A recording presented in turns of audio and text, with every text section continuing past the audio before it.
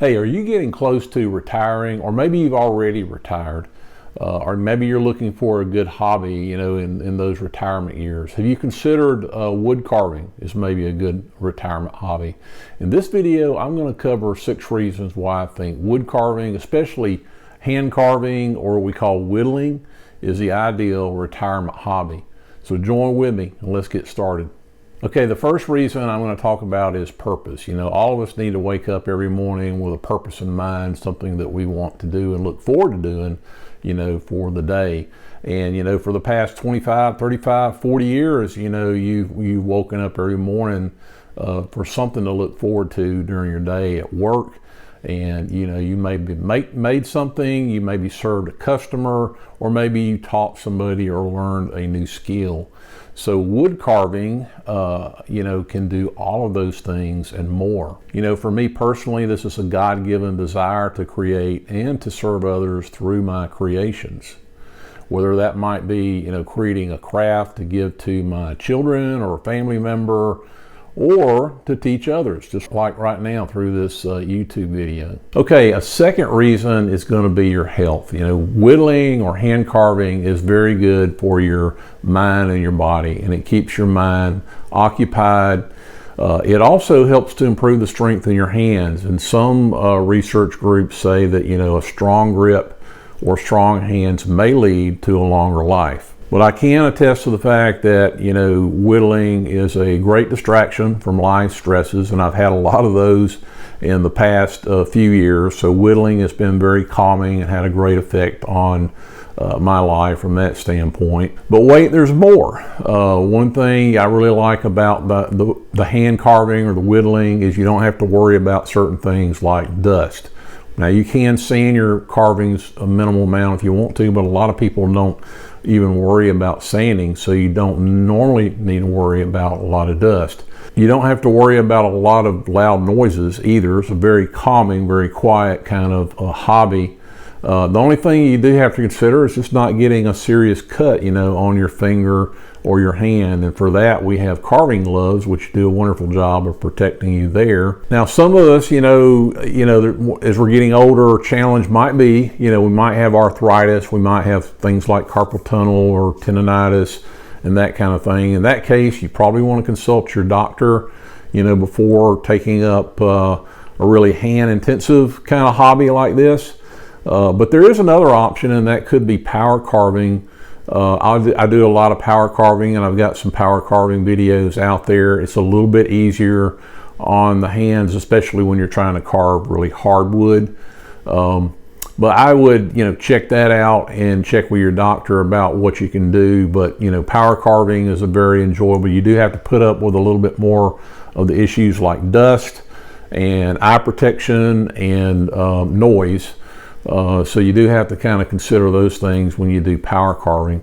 But overall, just check with your doctor and make sure that they give you a clean bill of health as far as taking on, wood carving. Okay, reason number 3 is it's easy on your wallet. I know we can all appreciate that, right? And when you get into retirement, we're all on a fixed income, right? We want to keep those expenses flat and stable. We don't want to have a lot of expenses in retirement. But I can tell you, from experience that the cost barrier to getting into hand carving or whittling is very low. All you really need is a basic whittling knife, some carving gloves, and a strop to keep your knife sharp. Now, you can do all of this for way less than in some cases than $100, and compare that to buying a lot of expensive power tools, table saws, band saws, a lathe, drill press, things that can get into hundreds, if not thousands of dollars. And yes, I have all of those things, okay? Also, you might want to compare this to other hobbies. I also enjoy hunting and fishing, and I can tell you, fishing kayak is not cheap. It's very expensive, and then when you buy all the fishing gear and then you've got to maybe pay or find places to fish, that can all add up as well. But, hand carving, whittling, even cheaper than that. So it's a very low cost barrier. Now, I didn't really talk about wood, but wood is fairly cheap, on the cheap side as well. And I recommend for beginning carvers to use basswood. You can order blocks of basswood in bulk, and you can get it very cheap online. And you know, if you want to go even cheaper than that, look around your shop. You probably find some cutoffs of pine or other wood that you could use for carving, or go to your yard. You know, you can carve green wood. It's a little bit different. I mean, sometimes it's easier to carve green wood, but you can easily get that. You can't get any cheaper than green wood from your yard. So if you're new to wood carving or interested in getting into it, check out my knife carving series for beginners. You might want to look there, and it'll go into more details about choosing a knife and getting into the hobby, and maybe you can learn more about it. All right, reason number 4 is space and portability. No shop, no problem. You may not have a garage, you may not have a basement. You might even live in an apartment, you know. The good thing about whittling is it really doesn't matter where you do it. There's no dust, no noise. I mean, you could sit up in the corner of a room. Heck, you could do it in your recliner if your wife will let you. Now, one thing that you probably will want to do a lot of as you retire is travel. And that's the cool thing about whittling and hand carving, is you can take this hobby with you anywhere you go. You can take a knife, a piece of wood, and your gloves. Just be careful though, don't take that whittling knife through the security check, you know, if you're getting on a plane. Make sure you put it in your bag, your check bag instead. Okay, maybe you like to go on a lot of campouts. So this is the great thing. You're sitting around the campfire looking for something to do. Just go grab a stick from the woods and pull out the whittling knife and start carving a wood spear or something like that. And better yet, if you got your grandkids with you, you know, show them how to do it. They love learning this kind of stuff.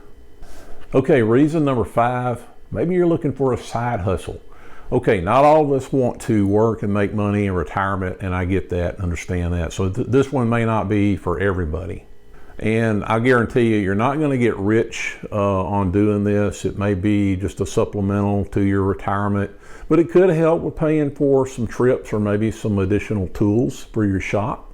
It is gratifying to sell your carvings and to see that people, you know, want to buy something that you made, even if it is only for a few bucks. Now, are you the social type? Well, then you might enjoy going to setting up a booth at a local craft fair. You know, that's where you can get to meet a lot of people, engage with a lot of people, and talk to some people. So that'd be right up your alley if you're the social type. But what if you're not the social type? Well, there's other platforms. There's online platforms like Etsy, where you can set up an account and sell your crafts, and it has a wide following, a pretty broad audience as well. Or you could simply do commission work. You know, people, family or friends see you doing your crafts, and they might ask you to make something, and then you charge a little bit for that. And that's a great way to make a little extra money on the side. Okay, reason number 6 is staying engaged with other people.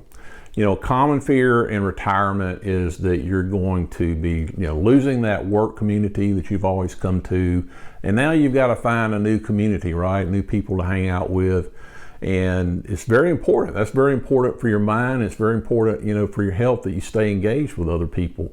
You know, the good news is that you can stay very engaged with other people in wood carving. There's probably a local wood carving club within your vicinity or near your area. And I'm going to leave a link below with a list of clubs that maybe help you find something near your area. So that way you can learn something new and make new friends along with people that you have something in common with. Now, maybe you're the teaching type, you enjoy teaching others. This is another area, like in a wood carving club, for example, you could lend your teaching skills if you like doing more in-person type teaching.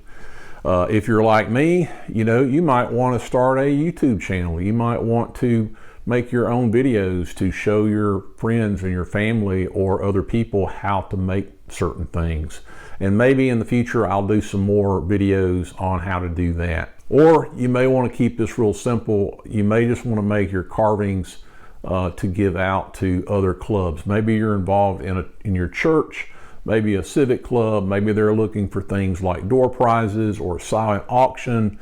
you could easily donate some of your carvings or whatever that you're making. Well, I hope this video was helpful to you. I hope you'll give wood carving, whittling a try. I know it's been a great joy in my life, and I hope to keep doing this even as I get into my older years. But I think you will enjoy it, and I've got a lot of videos out there that can help you get into this and learn more about it, so feel free to go check those out. And if you have any questions, leave a question in the comment or reach out to me one-on-one through my email if you have anything. Well, thanks for watching. I will see you in the next video.